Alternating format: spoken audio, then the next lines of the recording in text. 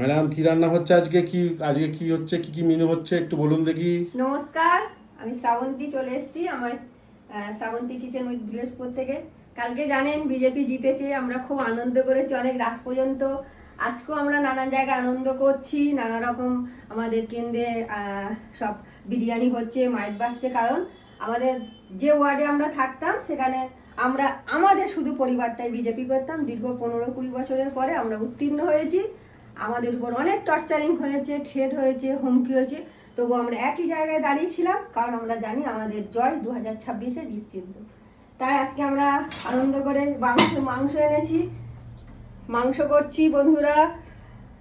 এখানে সব মশলা করা আছে, আর এখানে পটল আলু একটা ছোলা দিয়ে রেসিপি করব, এই ছোলা দিয়ে আর চাটনি করব। এটা আমাদের বাড়িতে খেয়ে দিয়ে আবার আমাদের বাইরে পিকনিক হচ্ছে, ওখানে আমরা যাব। আমাদের এই আনন্দ এখন কন্টিনিউ চলবে। আর আর আপনারা সবাই আনন্দ করুন, ঠিক আছে? কারণ আমরা অনেক দিন পর আমরা সুন্দর সরকার গঠন করতে চলেছি। টাটা বন্ধুরা।